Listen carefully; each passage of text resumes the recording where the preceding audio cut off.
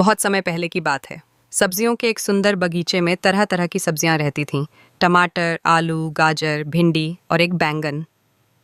उस बगीचे में हर सुबह सूरज की किरणें आती और सब्जियां खिलखिलाकर मुस्कुराने लगतीं। सभी आपस में बातें करतीं, खेलतीं और खूब मज़े करतीं। लेकिन उस बगीचे में बैंगन थोड़ा अलग था। वह थोड़ा गोल-मटोल, गहरे बैंगनी रंग का और चिकना था। उसकी चमक तो इतनी थी कि उसमें सूरज की किरणें भी झलक जाती थीं। पर बाकी सब्जियां उसका मजाक उड़ाया करती थीं। टमाटर हंसकर कहता, अरे बैंगन, तू तो इतना चिकना है कि पकड़े से भी नहीं पकड़ में आता। गाजर बोलती, और देखो ना, हमारा रंग तो कितना प्यारा है, तेरा रंग तो अजीब सा बैंगनी है। भिंडी कहती, और तेरे अंदर तो कोई खास स्वाद भी नहीं है, लोग तो तुझसे बचते हैं।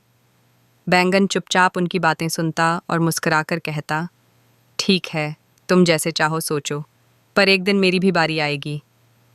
बैंगन की यह सहनशीलता देख बगीचे का बूढ़ा पेड़, आम का पेड़, मुस्कुराता और कहता, बेटा बैंगन, सबकी अपनी अपनी खासियत होती है, वक्त आने पर सबको पहचान मिलती है। फिर एक दिन बगीचे में हलचल मच गई। पास के गांव से एक रसोइया आया जो बहुत ही मशहूर था। वह नए स्वाद की खोज में था और कह रहा था, आज मैं कुछ अलग बनाऊंगा, कुछ खास। सब सब्जियां बहुत उत्साहित हो गईं, सब चाहती थीं कि वही चुनी जाए। गाजर सीधी होकर खड़ी हो गई, टमाटर लाल होकर चमकने लगा और भिंडी इधर उधर घूमने लगी। रसोइये ने सभी को गौर से देखा, फिर उसकी नज़र बैंगन पर पड़ी। बैंगन चुपचाप एक कोने में बैठा था, लेकिन उसकी चमक दूर से ही दिखाई दे रही थी।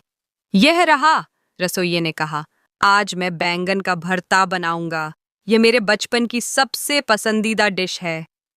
इतना सुनते ही सब सब्जियां चौंक गईं। बैंगन, वही बैंगन जिससे लोग कतराते हैं? गाजर ने कहा।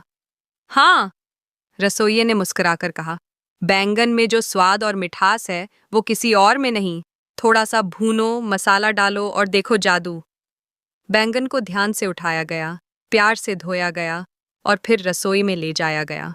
पूरे बगीचे में खुशबू फैल गई, हल्की सी भुनी हुई महक, प्याज, टमाटर और मसालों की मिलावट। जब बैंगन का भरता तैयार हुआ तो गांव वाले भी आ गए। सबने छक्कर कहा, वाह, ये तो लाजवाब है। अब टमाटर, गाजर और भिंडी को अपनी गलती का एहसास हुआ। वे शर्मिंदा हो गए और बैंगन से माफी मांगी। बैंगन मुस्कुराया और बोला, कोई बात नहीं दोस्तों, हमें एक दूसरे की खूबियों को समझना चाहिए, न कि तुलना करनी चाहिए।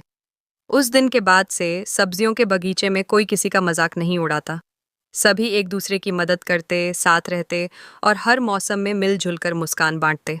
और बैंगन, अब वह बगीचे का हीरो बन चुका था। उसका नाम हर रसोई में लिया जाता और बच्चे तक अब कहते, मम्मी आज बैंगन का भरता बनाओ।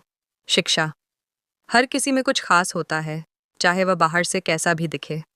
हमें कभी भी किसी का मजाक नहीं उड़ाना चाहिए, बल्कि सबकी अच्छाइयों को समझकर मिलजुल कर रहना चाहिए।